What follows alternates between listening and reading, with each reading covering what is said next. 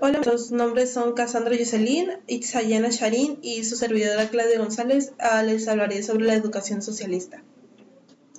Se trató de reconstruir el pensamiento nacional que se desmoronó durante la guerra civil de los principios de siglo, y desde la escuela socialista se aspiró a elevar los conocimientos de vida de los trabajadores y aumentar el bienestar del pueblo.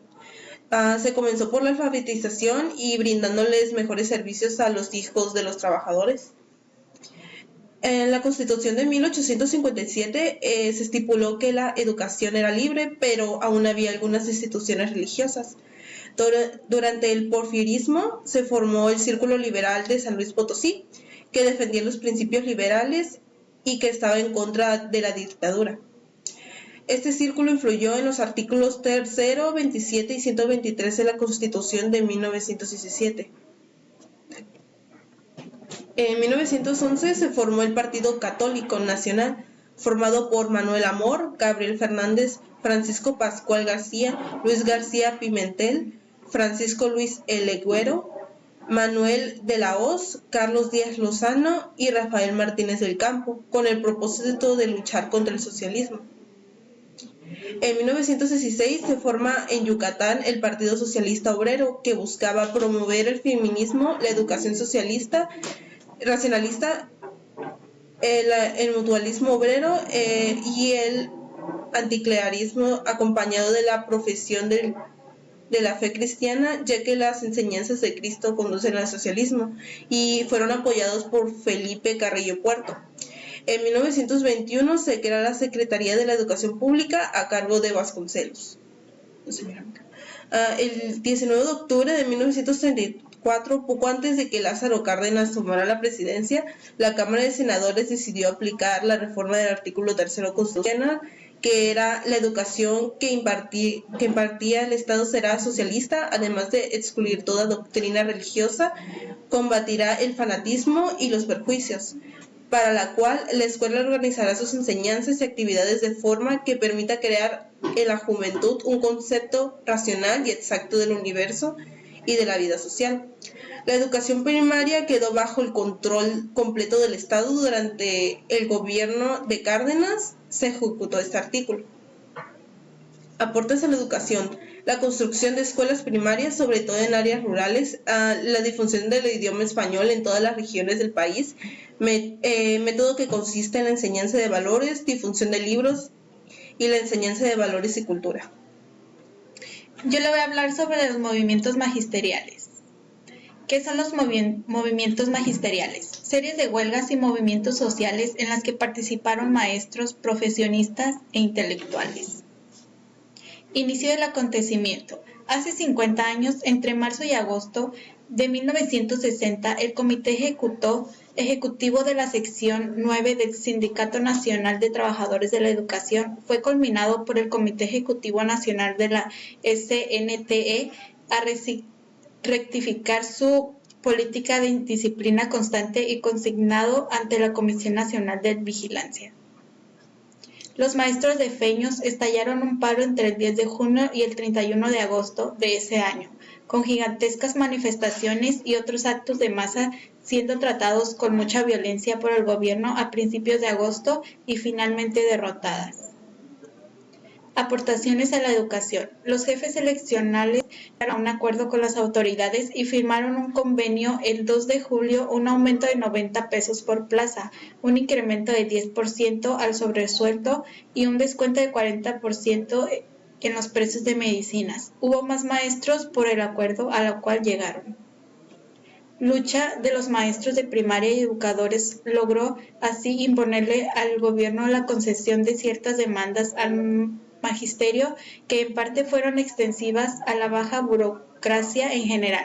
La victoria imbuyó de una seguridad inmensa a los profesores de banquillo. Yo les voy a hablar sobre el sindicalismo magisterial. La construcción de la CENTE. El 10 de septiembre de 1941, el presidente Manuel Ávila Camacho pidió la renuncia de Luis Sánchez Botón, titular de la Secretaría de Educación Pública, por sus posiciones izquierdistas y por no haber logrado la unificación del sindicalismo magisterial, siendo sustituido por Octavio Béjar Vázquez, quien estaba vinculado a fuerzas de derecha y era decididamente antisindical. Béjar Vázquez se entrevistó el 20 de septiembre con el representante del Frente Revolucionario de Maestros de México y el Sindicato Nacional Autónomo de Trabajadores de Educación y el STERM, donde emplazó a la unidad de estas organizaciones. El STERM rechazó el emplazamiento y los organismos magisteriales incrementaron la polémica sobre la unidad misma, que se dificultó para agravar la situación. Se agudizó la pugna entre los comunistas y los seguidores de Vicente Lombardo Toledo, pugna que adquiriría ciertamente visos de división. En el sexto Consejo Nacional del Sindicato, celebrado en octubre de 1941, se rehizo la unidad y la Confederación de los Trabajadores de México autorizó al STERM para separarse de sus filas. Desde esa fecha el magisterio rompió sus lazos orgánicos con el sindicalismo obrero y solo quedó militando en la Federación de los Sindicatos de Trabajadores al servicio del Estado. El 18 de noviembre Ávila Camacho se reunió con los líderes del STERM en el SNATE, en el FRMM y la Federación Sindical de Maestros con el objeto de limar asperezas. El día 19 se firmó un pacto de la unificación entre STERM y el FRM y el 3 de diciembre se lanzó la convocatoria para realizar el Congreso Nacional de Unificación Magisterial a fines del mismo mes en la ciudad de Querétaro. Los años del pluralismo sindical fueron de 1943 a 1949. La constitución del CENTE se concretó en un periodo en que el Partido Comunista Mexicano y las fuerzas de Lombardo Toledo eran desplazadas políticamente de la dirección del CTM y la FSTSE, en el que ascendían Fidel Vázquez en la principal central obrera y de Ignacio Villanueva en la conducción de la Federación Burocrática.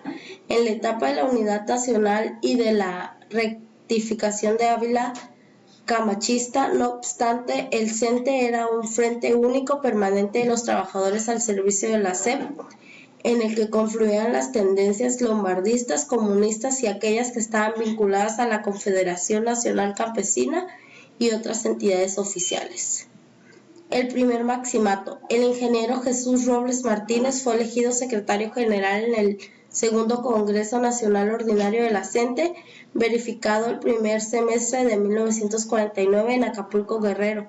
Con este cambio en la dirección dio comienzo a una nueva etapa en el desarrollo del gran sindicato magisterial, el periodo de Robles Martinismo con altas y bajas y se mantendrían hasta el 22 de septiembre. El vanguardismo. Carlos Olmos Sánchez, secretario general de la CENTE en el ejército sindical que debería terminar en 1974. Sorpresivamente fue depuesto el 22 de septiembre de 1972.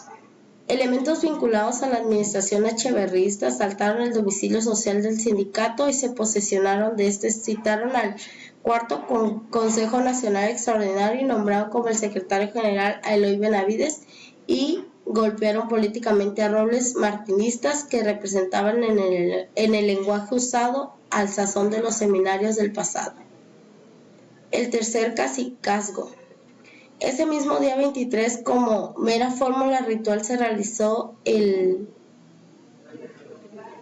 16 Consejo Nacional Extraordinario de la CENTE, ante el cual, tras ser llevado a la fuerza a Los Pinos y la Secretaría de Gobernación, donde firmó su licencia para separarse de la Secretaría General del Sindicato, Refugio Araujo del Ángel fue sustituido por la profesora Elba Ester Gordillo Morales, lideresa de Negativas y Antecedentes.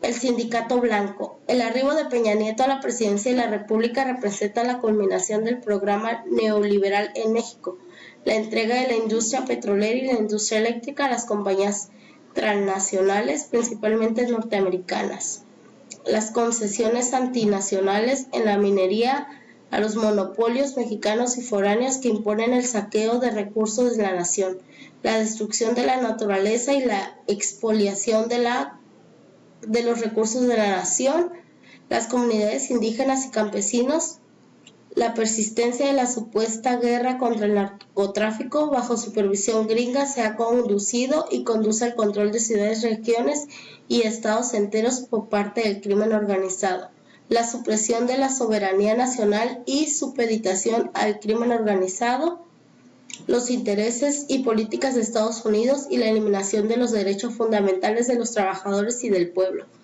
Tal programa es apoyado por líderes blancos de la CENTE que encabeza el señor Juan Díaz de la Torre. Bueno, estas son las referencias que utilizamos.